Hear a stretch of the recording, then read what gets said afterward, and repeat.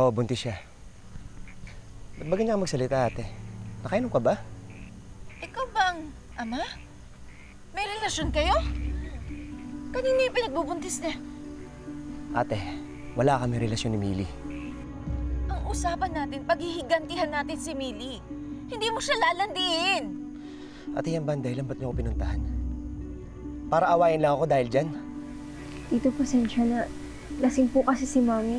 Dadalhan lang naman dapat po namin kayo ng pagkain. Pasensya na rin. Stress lang. Joed, pinapaikot ka na ni Millie. Hindi ka kasi nakikinig sa akin eh. Paano na? Mababaliwala na lang yung pagkamatay ni Nick? Kami pamilya? Paano? Ate, hindi si Millie ang kalaban natin dito. Si Brendan Salazar. At ngayon wala na si Anton. Si Brendan ang mananagot sa lahat ng kasalanan niya. Ilang buwan na yung pinagbubuntis ni Millie? Mag-iisang buwan na. Kay Anton ba yan? Oo. Alam ba ni Anton na buntis si Millie nung... Walang alam si Anton. Ate, ba't mo ba tinatanong? Wala lang. Curious lang naman ako. Tito, ito po pala yung pagkain niyo. Mauna na po kami ni Mami. Hindi na. Dito na kayo kumain. Pagpaingay mo muna yung mami mo. Ang babae mo yung tama, baka mapano pa kayo sa daan. Sandali. Maghahain lang ako.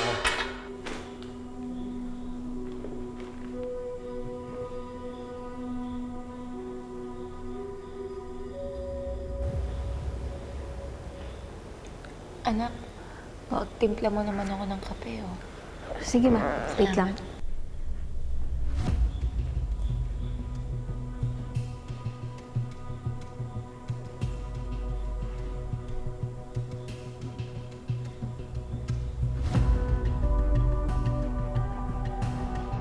Pinatay nila ang asawa ko. Nawala sa akin si Nick. Pero nawalan din si Millie ng asawa. Hindi ako papayag na maging masaya siya. Na magkaanak sila, hindi ako papayag. Ma, kape mo.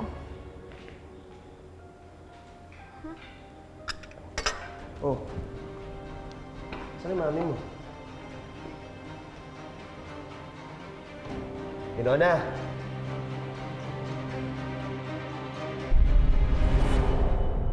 Inona!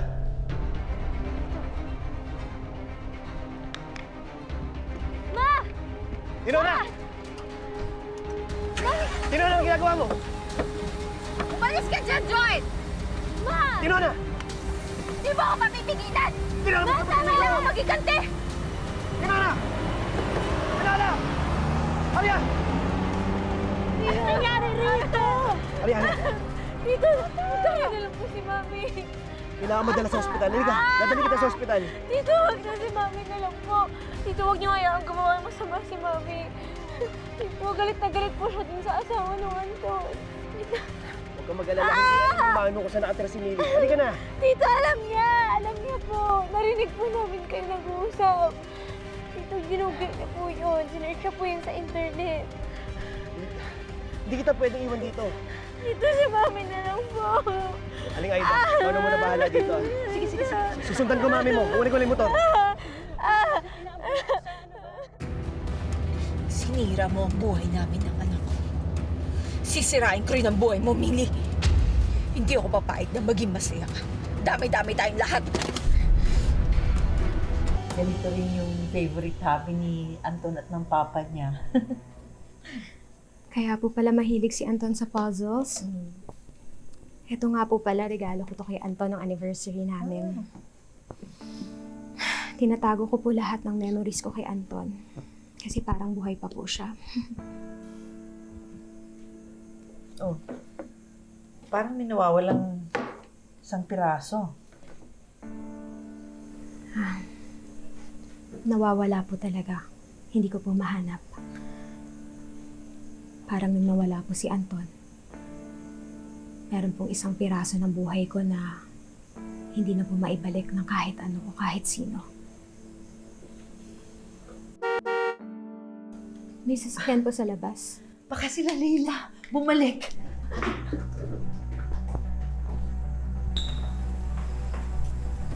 Si Joed? Bakit siya nagpunta rito? Joed? Si Joed yun, di ba?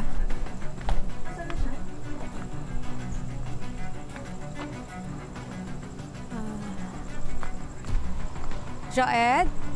Mili, pumasok na tayo sa loob, ha? Kinukutuban ako ng masama. Tawagan ko po.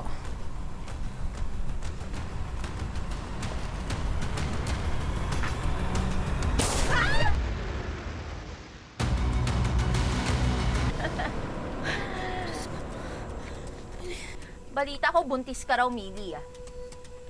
Magkakaanak na kayo ni Anton. Paano mo nalaman? Siyempre, updated ako sa lahat ng nangyayari sa'yo. Simula nung namatay ang asawa ko, marami na akong oras na para i-stalk ka. Diyos ko, nababaliw ang babaeng to. Manahimik ka! Baka gusto mo ikaw unahin ko! Huwag si Mama! Huwag si Mama, parang awa mo na. Ina ka ni Anton, ni hindi mo man lang pinalaki maayos yung anak mo. Di sana hindi siya natutong manloko at mambiktima. Namatay ang asawa ko dahil sa kanya! Huwag mo idamay si Mama. Ako na lang, ako ang kailangan mo, di ba?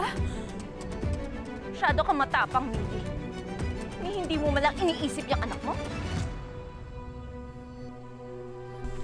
Ina ka rin, katulad ko. Alam mo kung gaano kahalaga ang anak sa isang ina.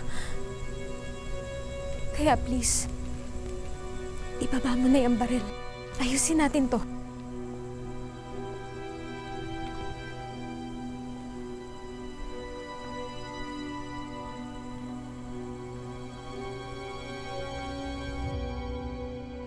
Hindi! Hindi ako titigil hanggat patay ang asawa ko dahil walang pamilya mabubuo! Isa lang pwede magpalaya sa akin, Millie. Is mailabas ko lahat ng galit ko at maparusahan ka! Hindi naman kita unahan patayin. Ayoko matapos muna yung sufferings mo dahil unahin ko yung anak mo! Ma! Lumayo ka sa kanya!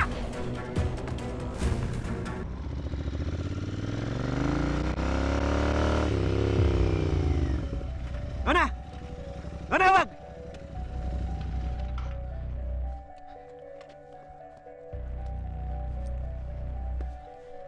Huwag mo ituloy yan.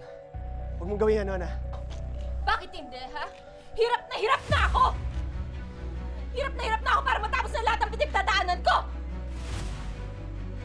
Nona, hindi ito ang solusyon. At ano, Joed, ha?